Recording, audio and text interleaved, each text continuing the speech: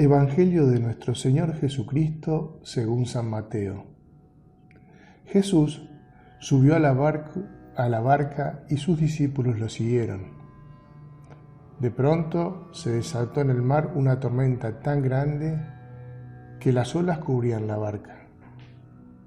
Mientras tanto, Jesús dormía. Acercándose a él, sus discípulos lo despertaron diciéndole: «Sálvanos, Señor, nos hundimos». Él les respondió: «¿Por qué tienen miedo, hombres de poca fe?».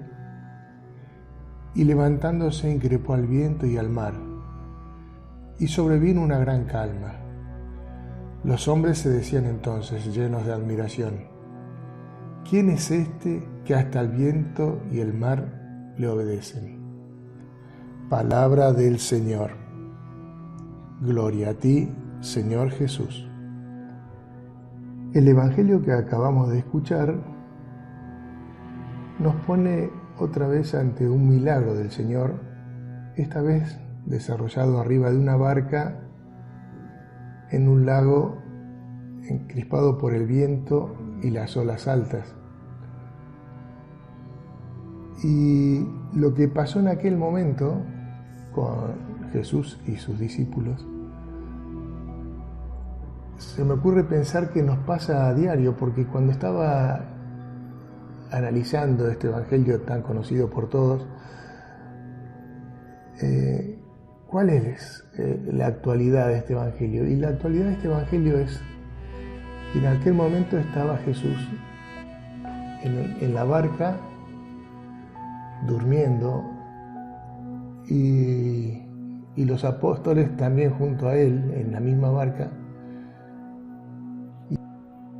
Y llega un momento en que cuando están en el medio del lago, la barca se empieza a mover para todos lados y claro, cada uno de los apóstoles caen en pánico y tienen miedo.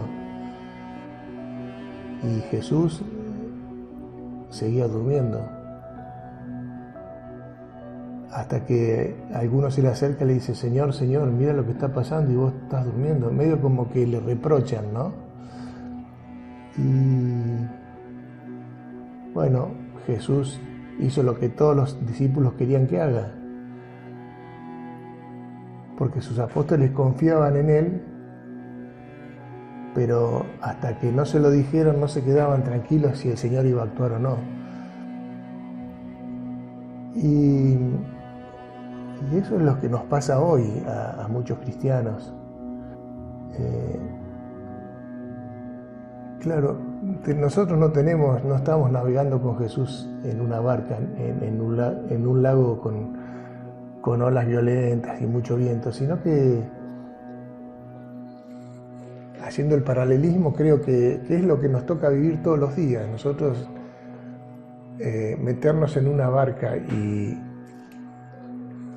a ver que podemos ir a pescar o queremos cruzar a la otra orilla, es lo que hacemos todos los días. Cuando salimos a la vida, cuando organizamos una cena en casa, cuando tenemos una reunión laboral, comercial, cuando tenemos que educar a nuestros hijos, o cuando simplemente salimos a la calle a conducir el auto o la bici o lo que sea, en un rato de esparcimiento. Y salimos y medio como las cosas nos están saliendo bien y nos acordamos del Señor. Y el Señor que estaba durmiendo en la barca es el mismo Señor que está presente en la Eucaristía, presente en el Sagrario, presente en cada uno de nuestros actos si nosotros nos acordamos. Y el Señor, es feo decirlo, pero un poco lo que pasa, que en nuestra vida diaria, cuando nos basamos en nuestras propias fuerzas, por ahí cometemos el olvido de encomendarnos al Señor ante cualquier tarea que tengamos que hacer. Ya trabajando para alguna actividad particular de la parroquia, regalando un poquito de nuestro tiempo para el hermano que lo necesita, o ya sean las actividades de todos los días que no necesariamente tienen que estar en la parroquia. Cuando nosotros confiamos y arrancamos diciéndole: Señor, aquí estoy, quiero caminar de tu mano todo este día, medio como que sentimos un alivio, porque sabemos que cualquier desafío que se nos presente durante la jornada, el Señor está con nosotros. Y qué lindo que es salir confiados, qué lindo es salir sabiendo que vamos a llegar a la otra punta del lago, que lo vamos a cruzar a lo mejor con sobresaltos, pero siempre acompañados por el Señor.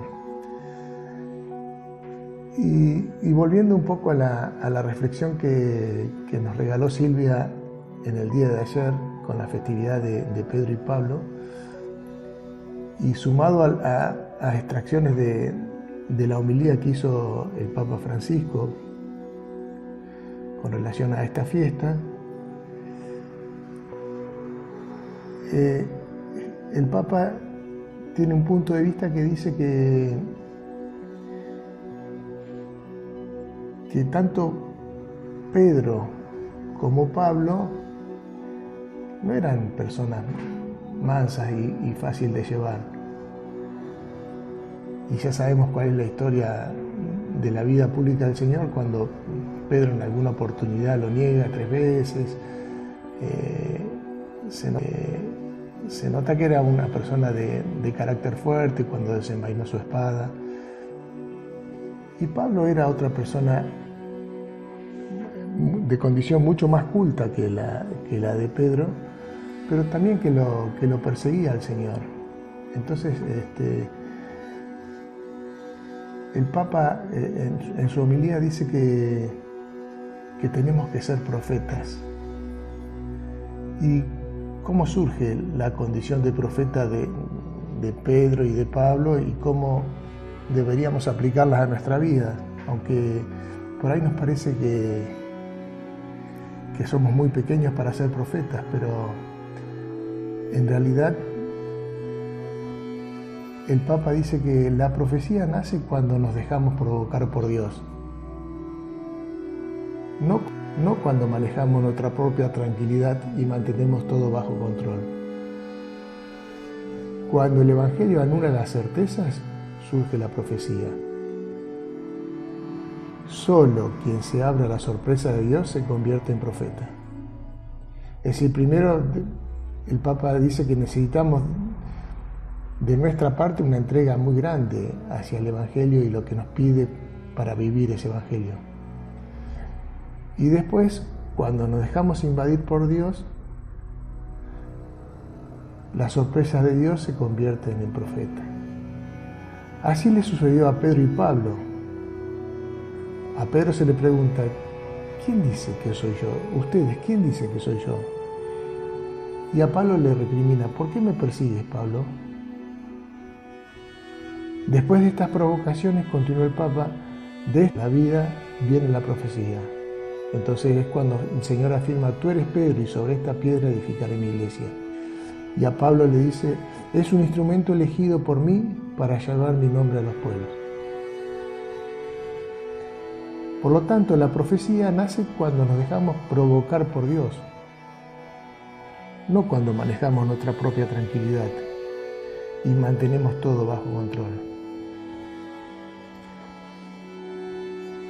Hoy necesitamos la profecía, una profecía verdadera, no de discursos que prometen lo imposible, sino de testimonios de que el Evangelio es posible.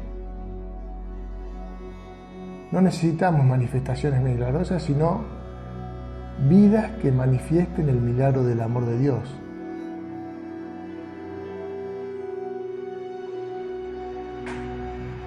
No las declaraciones, sino el servicio. No la idea, sino el testimonio. Como el Señor transformó A Simón Pedro así nos llama a cada uno de nosotros, para hacernos piedras vivas con las que pueda construir una iglesia y una humanidad renovada. Siempre hay quienes destruyen la unidad y rechazan la profecía, pero el Señor cree en nosotros y te pregunta: ¿quieres ser constructor de unidad? ¿Quieres ser profeta de mi cielo en la tierra? Dejémonos provocar por Jesús y tengamos el valor de responderle: sí, lo quiero. Que Dios los bendiga.